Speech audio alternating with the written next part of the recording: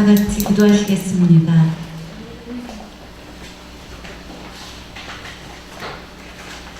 사랑이 많으신 하나님 아버지 감사드립니다.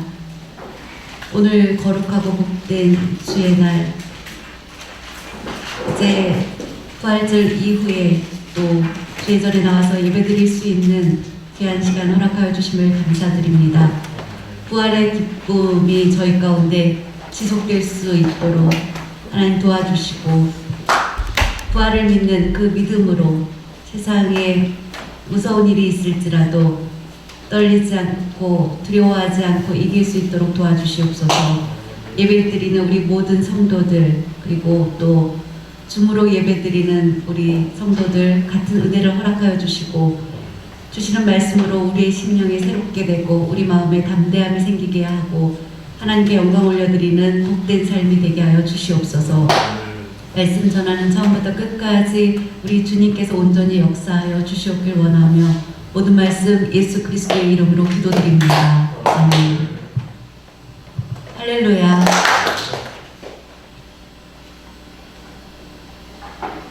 정말 예배를 드릴 수 있다는 것은 큰 축복이라는 것을 다시 한번 생각하게 됩니다. 그렇죠? 집에 있는 것보다, 그리고 그 어느 곳에 있는 것보다 주의 전에 나와서 예배 드리는 것, 살아계신 하나님이 계신 성전에 나와서 예배 드리는 것이 참 큰 축복인 것입니다. 교회의 머리 되신 예수 그리스도, 그 성전에 나와서 예배 드리는 것, 그래서 주의 전에 나와서 예배드리고 말씀을 받고 나의 몸과 마음과 모든 것을 다하여서 하나님께 예배드리는 자를 하나님께서 큰 은혜로 임재하여 주시기를, 또 그런 축복을 받는 성도 여러분 되시기 바랍니다. 어떤 목사님께서 이제 한국에 계신 목사님인데 미국에 가셔서 이제 볼 일이 있으셔서 가셨다가 이제 후배 목사님이 집을 이사하게 되어서 이제 초대를 받게 되었습니다. 집에 이제 초대를 받아서 그 집을 방문하기 전에 이제 선물을, 이사를 간 집이어서 이제 선물을 준비하려고 하는데 어떤 선물이 좋을까? 미국 사회의 문화 그런 것도 확실히 모르고, 그래서 이제 미국에 대해서 잘 아는 분한테 물어봤습니다. 이사를 한 후배가 있는데 무엇을 주면 좋겠냐, 그렇게 물어봤더니 이제 그 미국 사람이 성냥을 갖다가 이사한 집에 선물로 주는 것이 최고의 선물이다라고 그렇게 얘기를 하였습니다. 그 뜻밖의 얘기에 성냥? 이사했는데 이사 선물로는 성냥이 최고라는 얘기를 듣고 이제 좀 놀라면서 성냥은 굉장히 가격도 저렴하고 그걸 가지고 후배가 이사했는데 방문하기가 굉장히 좀 마음 편치 않았고, 또 우리나라는 약간 체면 문화 같은 것이 좀 많이 있습니다. 그래서 어떻게 할까 고민하다가 이제 꽃을 사면 좋겠다, 그러면 기분이 되게 좋겠구나라고 생각하고 꽃가게를 갔습니다. 그러다가 이제 꽃가게 가서 마음에 드는 꽃을 뽑아서 이제 그것을 포장해 달라고 하고 이제 돈을 내려고 보니까 그 꽃이 진짜 생화가 아니라 조화였던 것입니다. 그래서 이 조화 말고 살아있는 저는 생화를 원한다, 그렇게 얘기했습니다. 너무나 꽃이 예쁘고, 그래서 그 꽃이 예쁜 걸 보고 뽑았는데 보니까 그것이 생화가 아니고 조화였던 것입니다. 그래서 생화로 바꿔달라고 그렇게 이야기를 했었다고 합니다. 생화와 조화 는 하늘과 땅 차이가 있는 것을 보게 됩니다. 생화는 향기가 있습니다.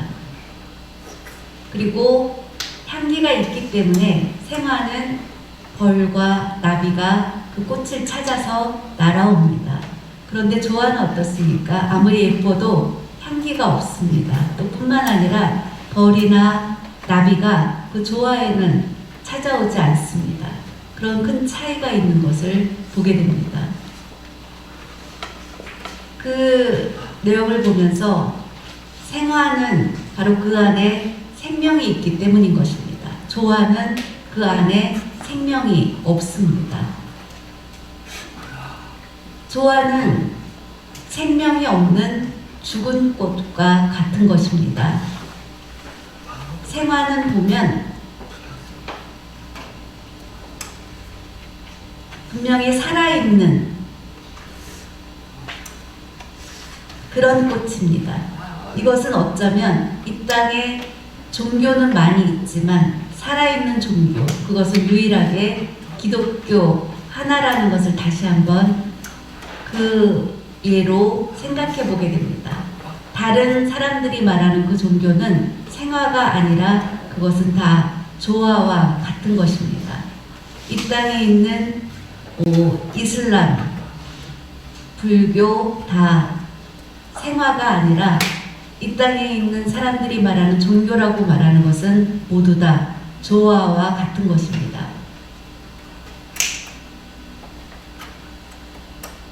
그 종교를 가지고 있는 분은 기분 나빠할지 모르겠지만 그 모든 것들은 조화와 같은 것입니다. 왜 그렇습니까? 기독교만이 예수님께서 죽으시고 부활하시고 그리고 하나님 나라로 승천하신 부활이 있는 종교이기 때문인 것입니다.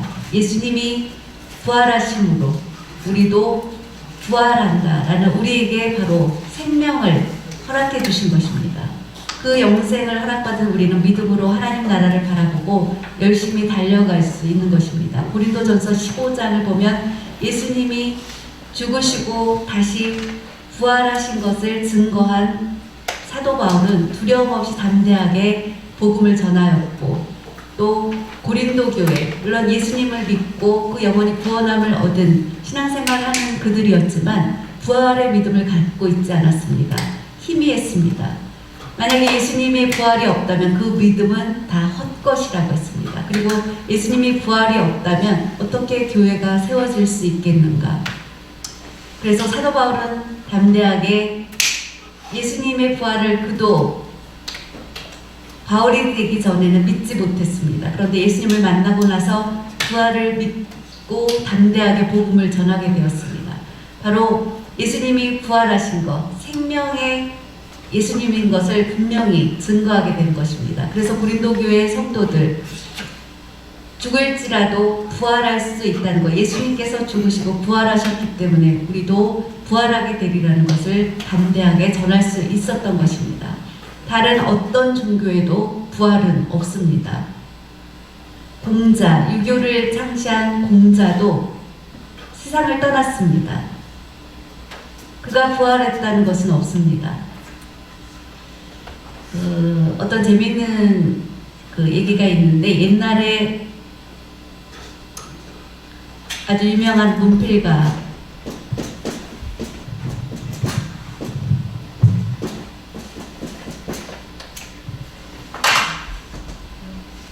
문필가이면서 해학가인 사람. 해학이라는 것은 이제 약간 유머를 풀어서 포함해서 어떤 것을 표현하는 그런 사람을 일컬을 때 하는 말입니다.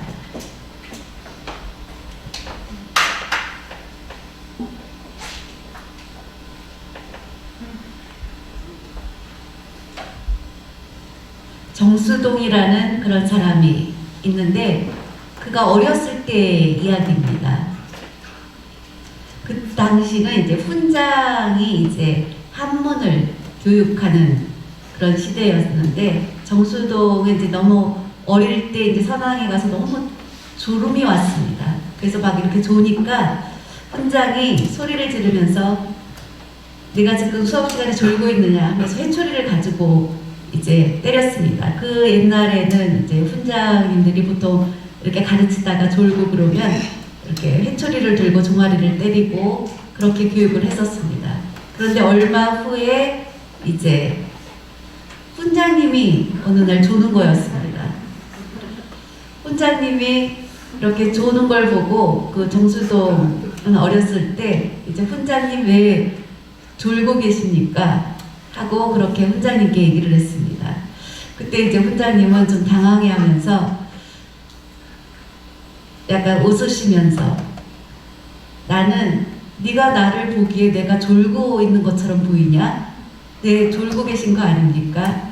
아니다. 나는 나이가 점점 들면서 자연히 내가 뭔가를 잊어버리고 그래서 잠깐 눈을 감고 그 하늘나라 가서 공자님한테 내가 잊어버린 것을 좀 물어보느라고 잠깐 눈을 감았던 거란다. 그렇게 얘기를 했습니다.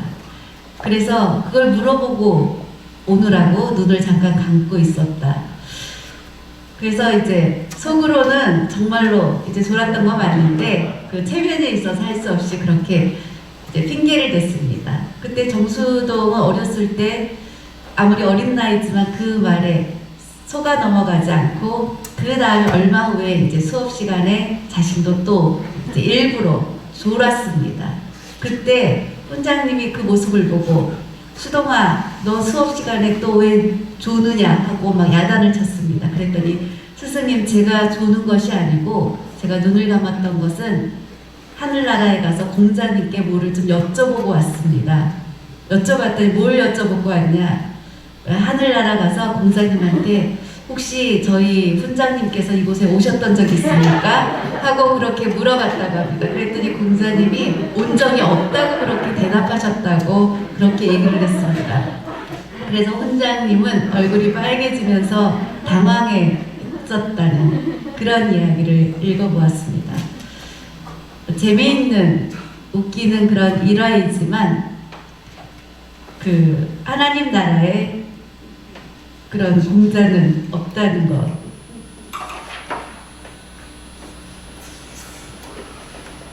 우리가 이 세상에 있는 많은 종교들은 생명이 없는 것입니다.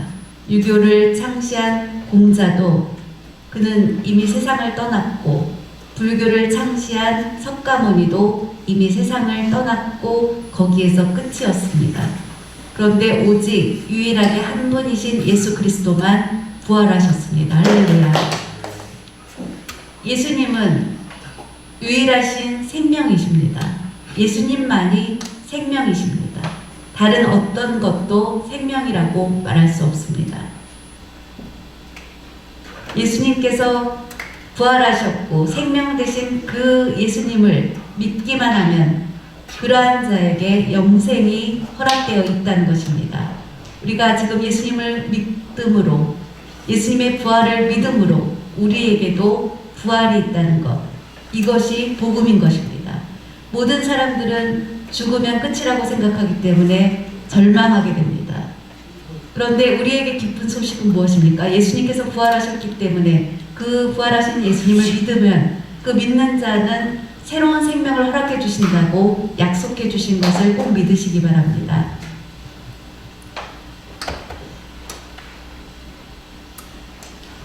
나는 뼈 있는 사람이다 라고 그렇게 크게 소리치는 그런 사람이 있는데 그 의미는 뭐 문벌이 좋은 그런 가정, 권력 있는 가정, 그런 전통 있는 그런 가정에서 태어났기 때문에 나는 뼈대 있는 사람이다, 뼈 있는 사람이다, 이렇게 큰 소리치는 사람들도 이 땅을 떠나면 다 아무것도 아니라는 것입니다. 그 새우가 있는데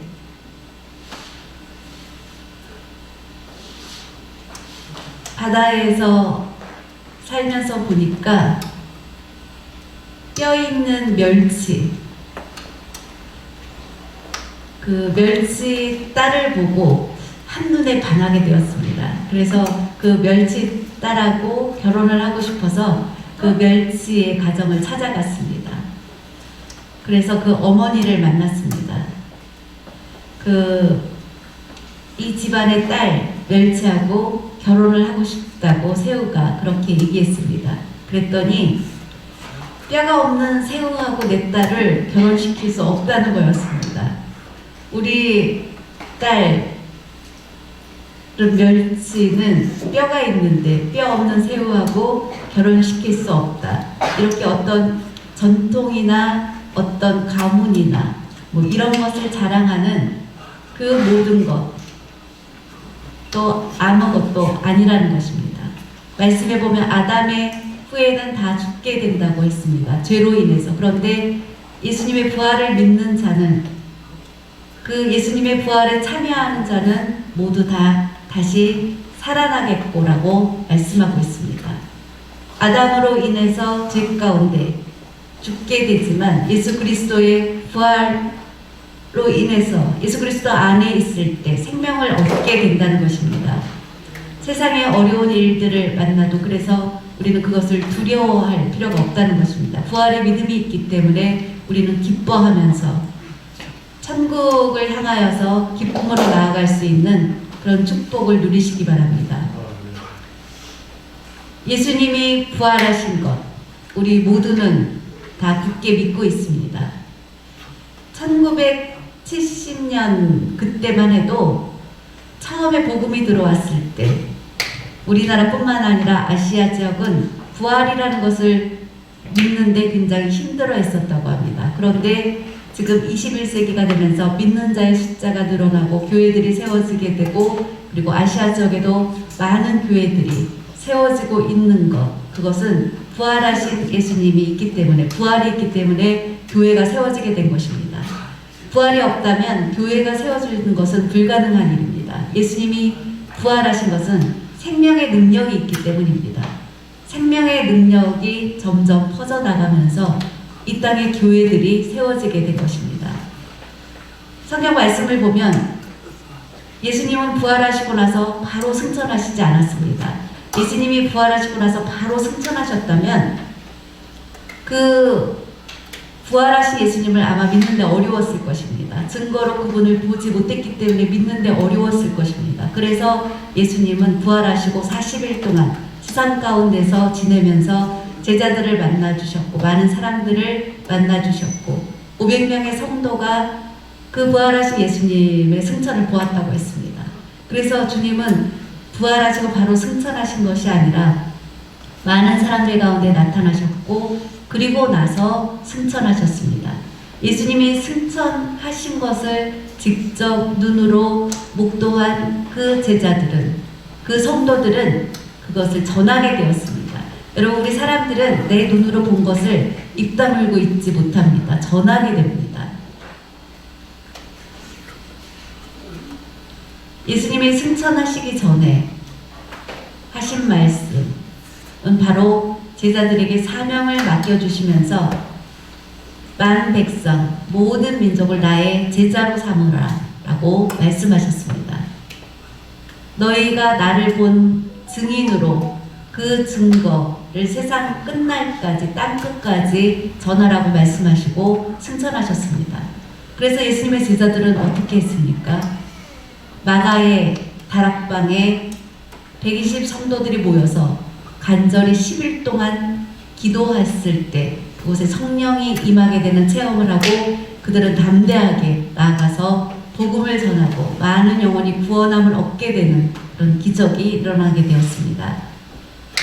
이것을 보면 우리 기독교는 능력의 종교인 것을 알 수 있고 그 능력은 바로 예수 그리스도의 부활에 있다는 것입니다.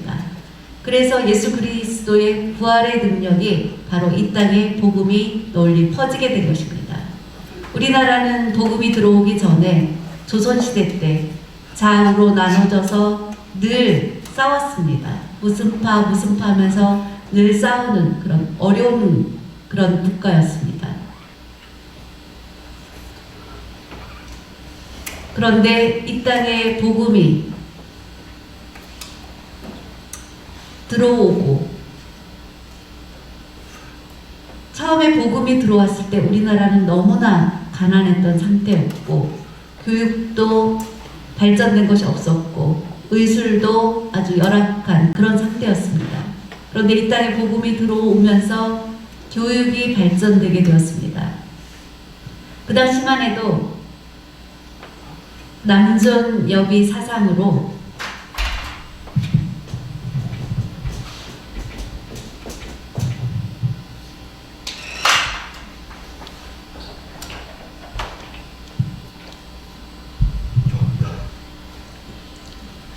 교육을 하는 그 서당에는 여자들은 보내지도 않았습니다. 가끔가다 양반집에 딸들은 갈 수 있는 경우가 종종 있었지만 남자들은 교육을 받았지만 여자들은 교육의 혜택도 받지 못했습니다. 그런데 기독교가 들어와서 여자들에게도 교육을 시켰습니다. 그런데 말씀을 배우고 교육을 받으면서 이제 억눌려서 있었던 아무것도 아니었던 그런 딸들이 이제 교회에서 신앙생활을 하면서 배우기 시작했고 그러면서 자신의 생각들을 나타낼 수 있게 되었습니다. 그러면서 복음이 전파되고 구원의 능력들이 나타나기 시작한 것입니다. 부활은 바로 생명의 능력이 나타나게 된 것입니다. 예수님을 믿고 구원함을 얻는 역사가 일어나면서 우리나라는 놀라운 발전이 있게 되었고 교육도 발전이 있게 되었습니다. 복음이 없었다면 정말 아무리 생각을 해보아도 우리는 비참하게 살 수밖에 없었을 것입니다. 희망이 없이 그렇게 살 수밖에 없었을 것입니다. 특별히 우리 농아인들에게 복음이 없었다면 농인들을 위한 학교도 세워지지 못했을 것입니다. 여러분, 우리가 조선시대까지만을 되돌아보아도 역사를 보아도 농인들을 위한 교육기관은 한 군데도 없었습니다. 완전히 그 당시는 그냥 벙어리라고 부르면서 무시하고 그냥 그렇게 지냈던 존재였습니다. 그런데 기독교가 들어와서 우리 농인들에게도 교육이 시작된 것입니다. 듣지 못하고 말하지 못하는 농인들은 어떻게 구원함을 얻을 수 있을까? 그런데 기독교가 들어와서 농인들을 위한 학교가 세워지게 되었고 교육이 시작되었고 복음을 접할 수 있게 되었고 믿는 사람들이 생기게 된 것입니다. 전국의 농학교를 보면 다 기독교 정신에서 세워진 학교입니다. 광주도 그렇고 대전의 농학교도 다 기독교에서 세워진 학교입니다. 전국의 대부분 학교들이 다 기독교에서 세워진 학교입니다. 그런데 지금 광주의 농학교는 폐지되었고 또 대전의 농학교는 이제 학생 수가 점점 줄어들고 그러면서 그 처음에 세워진 기독교 정신을 잃어버렸기 때문에 그것이 나중에 세워진 사람들이 자기 욕심을 채우는 기관으로 바뀌었기 때문에 학교들이 문을 닫고 지금 문제들이 생기고 있는 것은 참으로 안타까운 일입니다. 이렇게 학교들이 세워진 것은 부활하신 예수님을 믿는 그 복음이 있었기 때문에 농아학교들도 세워질 수 있었던 것입니다. 사랑하는 여러분, 예수 그리스도의 부활을 믿는 것, 그것은 바로 세상의 두려움과 또 핍박과 환난과 실패와 또 불행한 일을 당했을 때에도 부활하신 주님이 있기 때문에 우리는 낙심하지 말아야 합니다. 그리고 다시 그 안에서 희망을 가질 수 있는 것은 부활하신 주님이 있기 때문입니다. 하나님은 우리에게 복 주시기를 원하시는 하나님이고 그 축복은 지금도 지속되고 있습니다.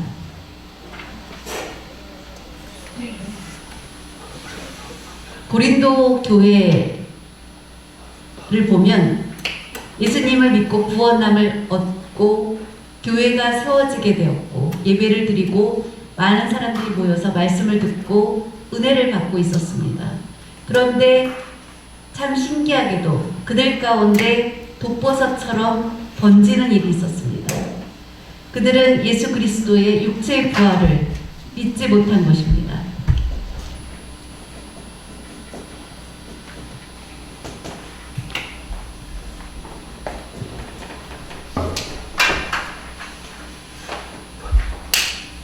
육체의 부활을 부인했습니다.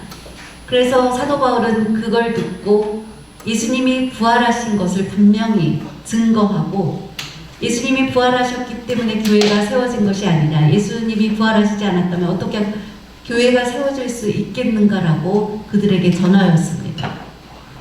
예수님이 부활하셨기 때문에 바로 교회가 세워지게 되었고 복음이 증거되면서 곳곳에 교회가 세워지게 되었고 모여서 예배드리게 되었고 죽음 이후에 부활이 약속되어 있다는 것을 바울은 전하게 되었습니다. 예수님의 부활뿐만 아니라 그 예수님을 믿는 자에게도 부활이 있다라고 바울은 그렇게 전하게 되었습니다. 데살로니가 전서 4장에도 그렇게 편지로 기록한 것을 볼 수 있습니다. 한번 말씀을 보겠습니다. 데살로니가 전서 4장 16절에서 18절까지의 말씀입니다.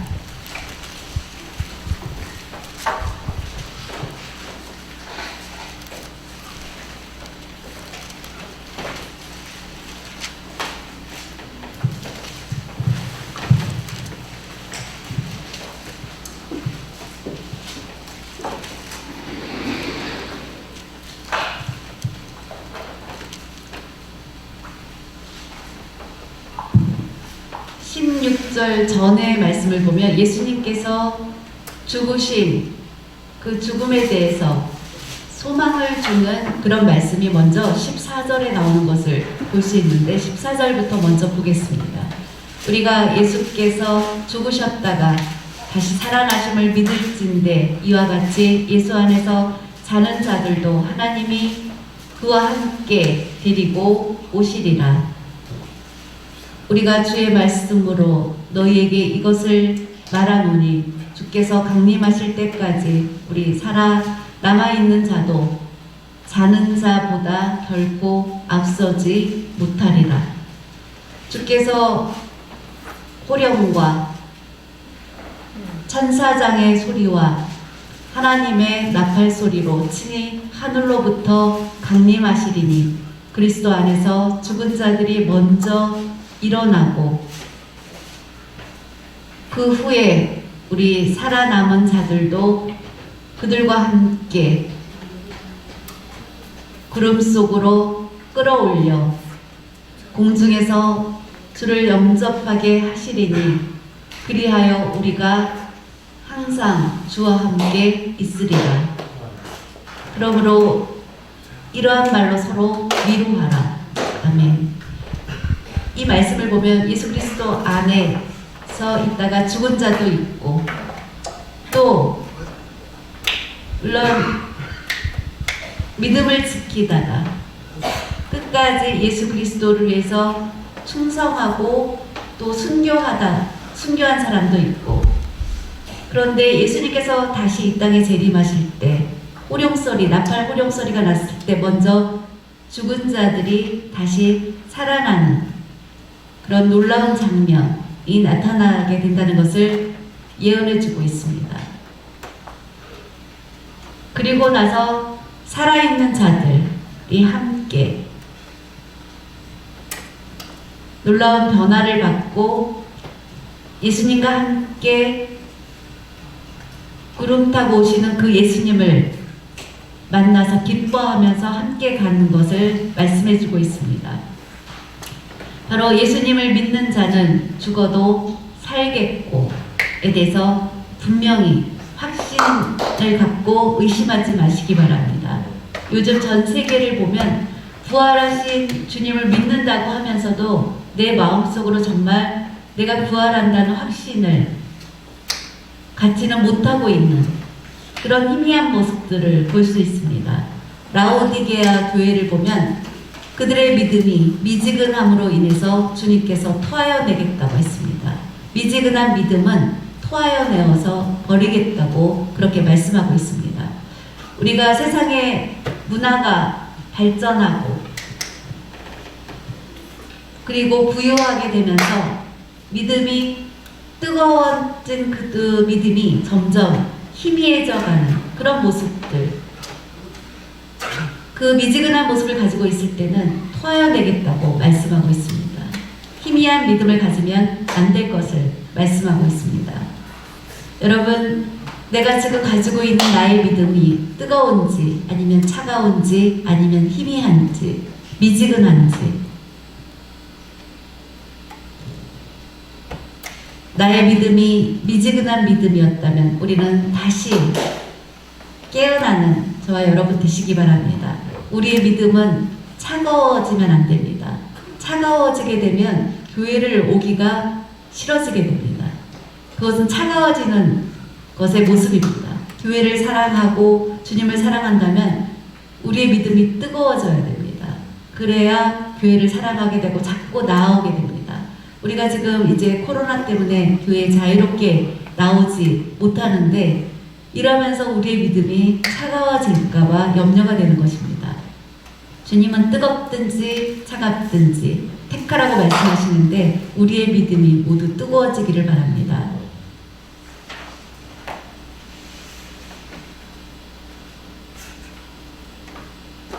예수님은 부활하셨습니다. 그것이 바로 복음이고 그 증인된 자들이 그 복음을 처음 전할 때 그 복음 안에 그래서 큰 능력이 나타난 것입니다. 로마서 1장 16절 말씀을 한번 보겠습니다.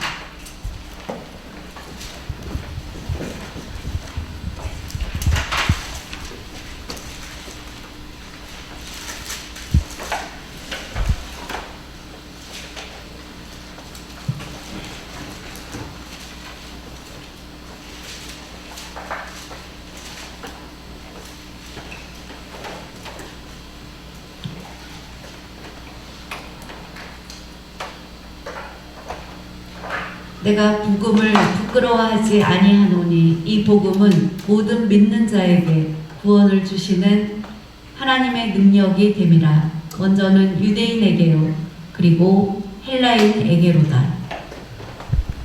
아멘. 예수님은 부활하셨습니다. 그것을 확신함으로 유대인에게 그것이 증거되고 그 다음에 헬라인에게 그것이 증거된 것을 볼 수 있습니다. 그 당시 복음을 전할 때 그 전하는 곳에 구원의 능력이 나타났습니다. 성령의 충만함을 받고 복음을 전할 때 놀라운 일들이 일어났던 것을 보게 됩니다. 아, 저 사람은 구원받기 참 어려운 사람이다. 그런데도 복음을 전하면 놀랍게도 우리가 생각할 수 없는 그 사람이 예수님을 믿게 되고 구원함을 얻게 되는 것. 그것은 바로 성령의 역사가 그 안에 있기 때문인 것입니다. 하나님은 우리에게 큰 축복을 내려주셨습니다. 어떤 왕이 한 사람이 있는데 그에게 가까운 친구가 있었습니다. 그래서 너무 귀한 보석을 하나 그 친구에게 큰 보석을 주었습니다. 전 세계에서 우리가 최고의 보석이다 라고 하면 보통 사람들이 다이아몬드를 뽑습니다.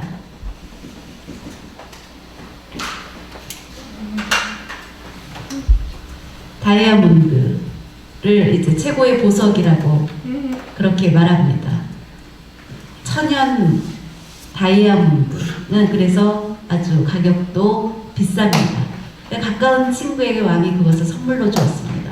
그것을 선물로 받은 그 친구는 너무 과분한 선물이라 이제 큰 부담을 느끼게 됩니다. 작년인가 인터넷에 보니까 캘리포니아에 광산이 있는데 1년에 한 번씩 하는 행사가 있다고 합니다. 이제 거기서 금을 채취하고 싶으면 이제 우리나라 돈으로 찬값이 14,000원을 내고 1년에 한 번씩 하는 행사인데 그 광산에서 열심히 이렇게 캐서 어떤 사람은 정말로 그 안에서 다이아몬드를 발견한 그런 사람도 있다고 합니다. 그래서 그것을 이제 어떤 사람이 뜻하지 않게 발견해서 20억에 파는 그런 일이 있어서 그 인터넷 뉴스에 나왔던 적이 있었습니다. 그래서 이제 그 행운을 잡은 사람 뭐 이렇게 해서 나왔던 적이 있었는데 왕이 가지고 있는 많은 보석 가운데 가장 친한 친구에게 큰 보석을 주니까 그 친구는 너무 기쁘지만 너무 가분한 선물을 받아서 기뻐하는 것입니다. 그런데 왕의 입장에서는 그 그가 많은 보석을 가지고 있기 때문에 그 중에 하나를 그냥 주었을 뿐입니다. 그런데 그것을 받은 친구는 너무나 과분한 선물을 받아서 어떻게 할지 몰랐다고 하는 것입니다. 하나님께서는 죄인된 우리에게 부활, 예수 그리스도의 그 부활을 통하여서 천국을 선물로 주셨습니다. 그래서 우리도 그 부활의 영광에 참여할 수 있는 선물을 받은 것입니다.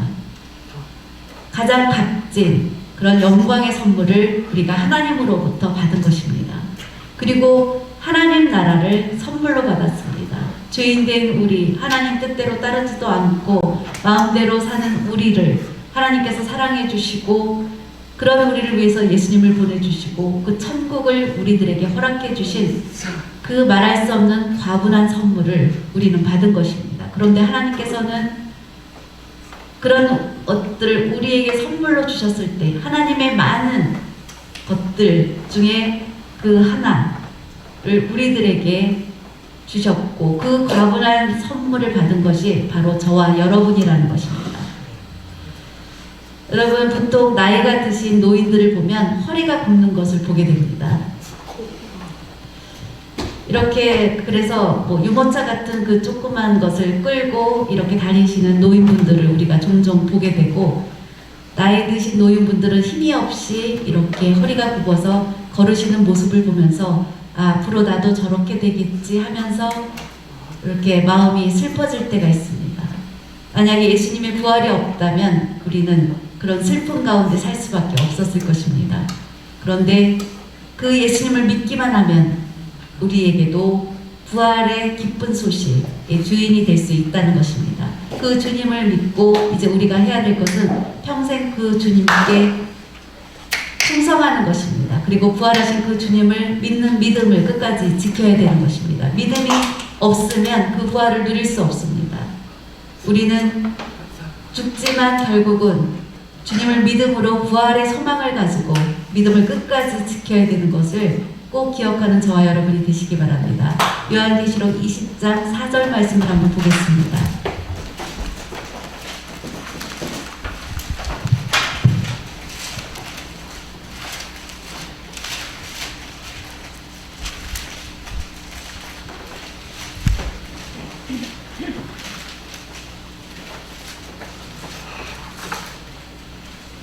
요한계시록 20장 4절에서 6절까지 말씀을 보겠습니다.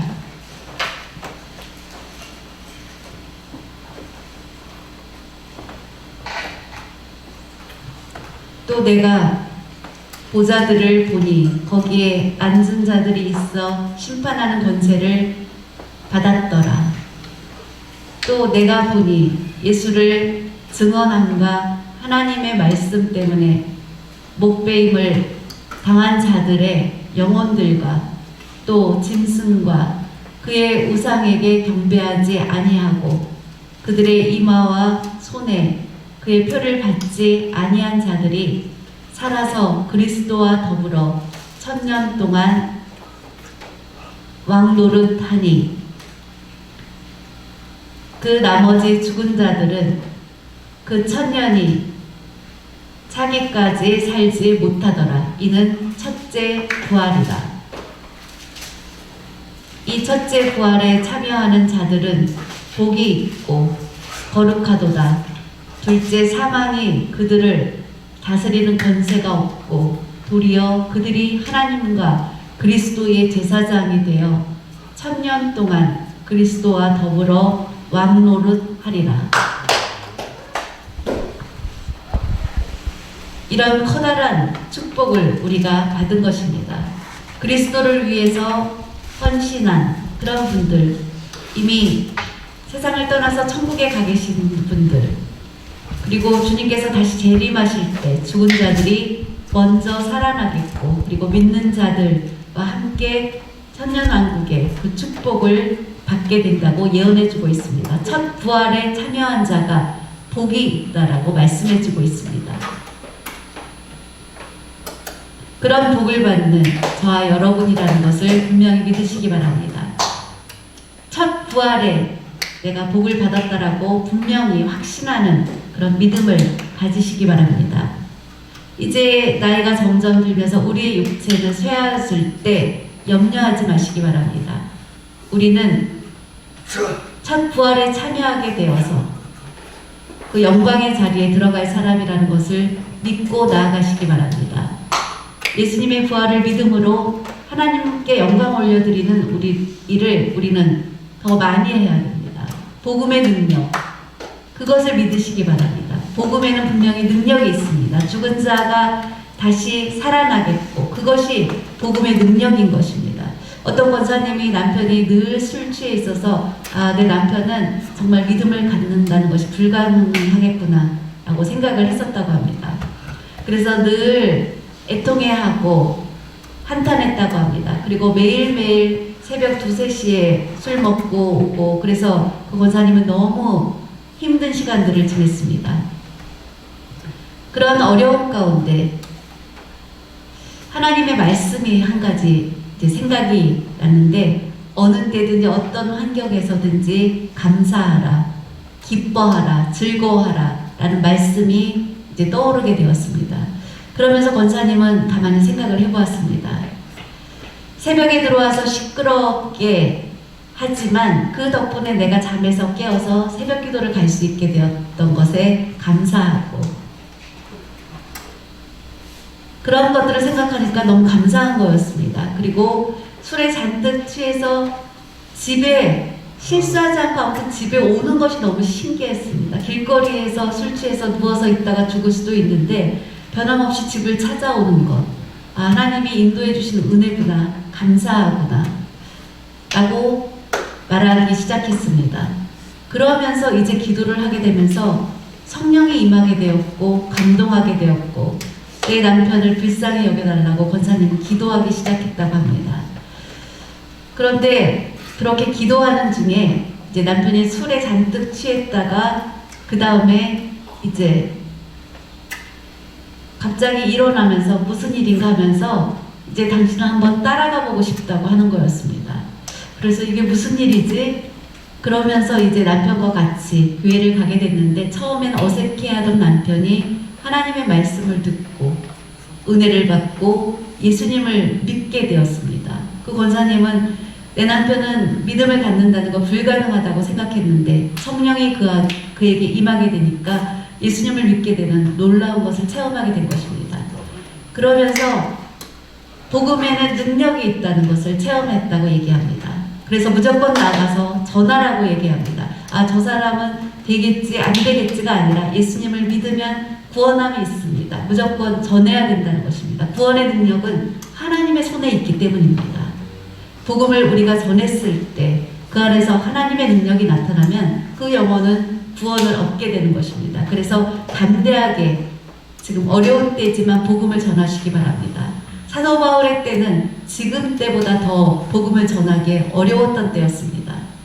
우상을 섬기는 것이 강했었고 그런데도 바울은 담대하게 로마에 나가서 복음을 전하고 그 우상들이 다 허물어지게 되었고 예수님을 믿는 자들의 숫자가 늘어나는 놀라운 일들이 일어나지 않았습니까?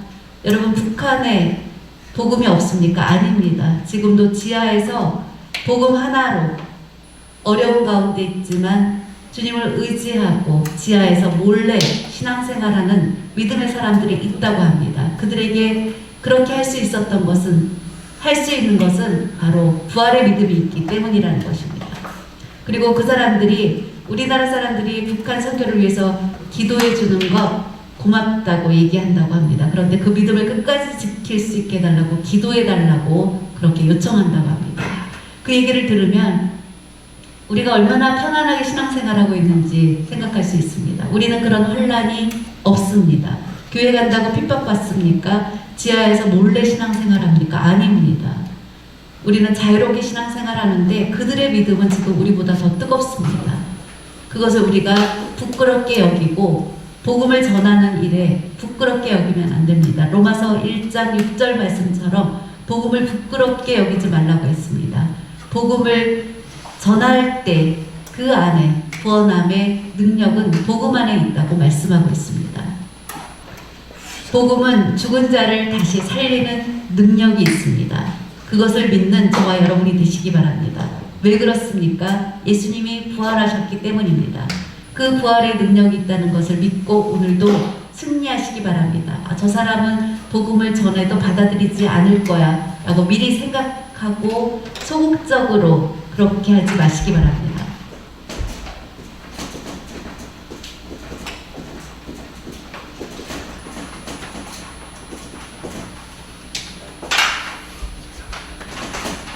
여러분, 어떤 믿음을 원하십니까? 적극적인 믿음을 가져야 합니다.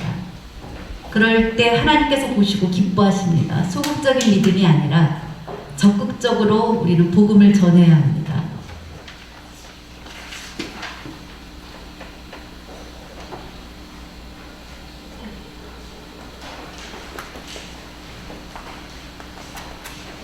말씀을 정리하겠습니다.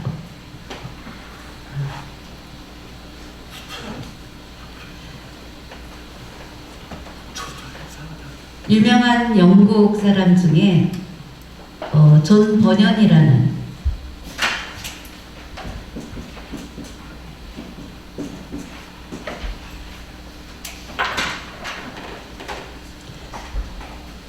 유명한 책을 저술했습니다.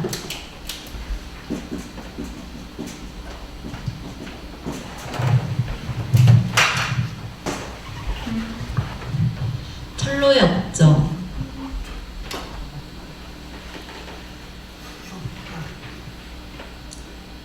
존 버년은 집이 너무나 가난해서 초등학교를 중퇴했습니다. 그런데 세계적으로 유명한 복음을 전하는 전도자가 되었습니다. 복음을 전하는 걸로 유명하기 때문에 영국의 메리 여왕은 이제 기독교인을 핍박했던 피해 여왕이라고 불리웠던 그런 왕입니다. 기독교를 핍박했습니다. 그때 이제 존 버년은 복음을 전함으로 인해서 옥에 갇히게 되었습니다. 그래서 감옥 안에 갇히게 되면서 말씀을 더 깊이 읽고 은혜를 받고 기록을 하게 되었습니다. 그때 기록한 책이 바로 철로역정이라는 책입니다. 이 책을 쓰면서 아주 유명하게 되었습니다. 그러면서 이제 유명한 설교가 스펄전 목사님,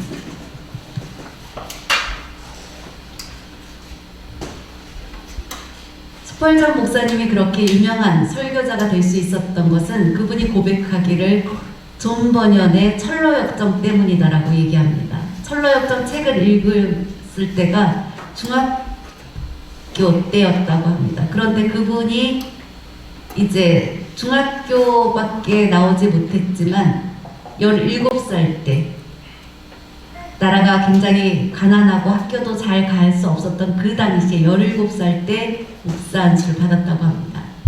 그런데 그렇게 훌륭한 사람이 될 수 있었던 것은 바로 존 버년의 철로역정 때문이었다고 얘기합니다. 그 존 버년이 강의를 하면 그는 초등학교를 중퇴한 사람이지만 그가 강의를 하면 옥스퍼드 대학의 교수들, 최고로 유명한 학자들이 그 강의를 듣기 위해서 몰려왔었다고 합니다. 그래서 존 버년에게 말씀을 배우고 은혜를 받고 있다고 합니다. 그가 그렇게 될 수 있었던 것은 그가 아주 가난하고 어려웠을 때 아줌마들이 이렇게 여자분들이 모여서 얘기하는데 무슨 얘기를 하나 궁금해서 이렇게 가보니까 누군가가 예수님을 믿으면 새롭게 바뀔 수 있고 변화될 수 있고 삶이 바뀔 수 있다라는 그런 얘기를 하는 것을 듣게 되었습니다. 그래서 자신의 처지도 너무 어려운 상황이어서 그 얘기에 관심을 갖고 교회에 다니기 시작했다고 합니다.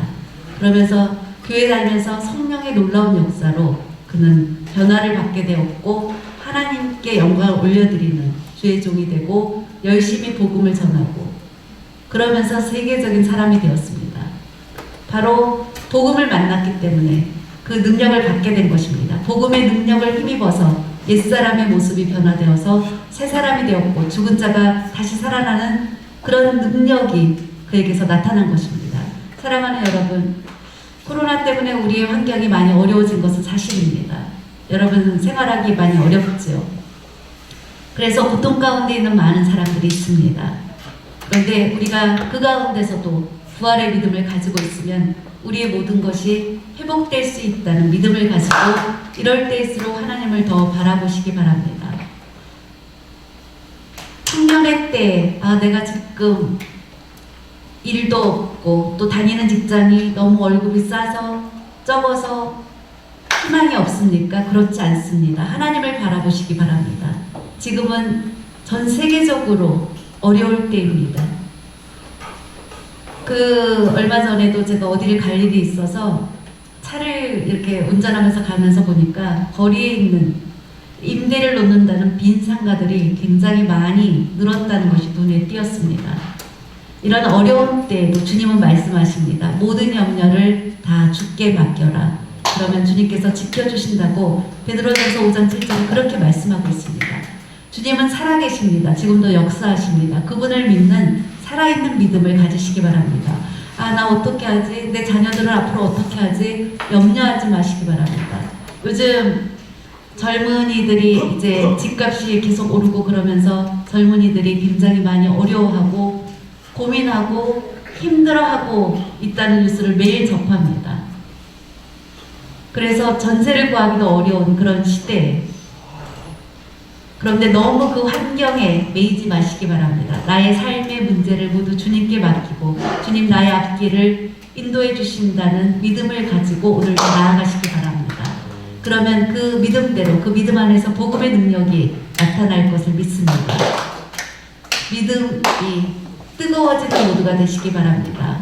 우리의 삶이 바쁘다고 믿음이 점점 식어가는 것이 아니라 어려울 때일수록 더욱더 뜨거운 믿음으로 뜨겁게 기도하시기 바랍니다. 우리가 주의 전에 나와서 남은 시간 기도하고 우리가 주의 전에 나와서 예배드리고 있으면서 기도하는 시간은 조금 갖고 그러면서 또 세상에 나가서 염려는 또 반복해서 하게 되는 것. 어려울 때일수록 주님을 믿고 의지하고 주의 능력을 믿고 의지하고 그분께 모든 것을 맡기고 너무 낙심하지 마시기 바랍니다. 부활의 믿음이 있으면 그 안에 복음의 능력이 있습니다. 그 능력으로 승리하는 저와 여러분 모두가 되시길 예수님의 이름으로 축복합니다. 기도하겠습니다. 사랑의 하나님 아버지 감사드립니다. 오늘 주님 주시는 말씀으로 우리의 심령이 뜨거워지게 하여 주시옵소서. 하나님 안에 거할 때, 주님 안에 거할 때 새로운 생명을 얻을 수 있다는 확신을 가지고 내가 아무리 힘들고 어려운 가운데 불가능하다라고 생각이 들 때 오직 더 주님을 바라보고 주님을 바라보지 못했던 것을 회개합니다. 주님 더 가까이 하고 주님 더 바라보고 나의 앞길을 인도해 주신다는 확신을 가지고 나아가는 저희가 될 수 있도록 축복하여 주시고 은혜를 내려 주시옵소서. 성령의 충만함으로 함께하여 주셔서 코로나로 어려운 가운데 있는 우리 성도들을 불쌍히 여겨주시고 다시 뜨거운 믿음을 갖고 이 어려움을 이겨나갈 수 있도록 도와주시옵소서. 감사드리며 모든 말씀 예수님의 이름으로 기도드립니다.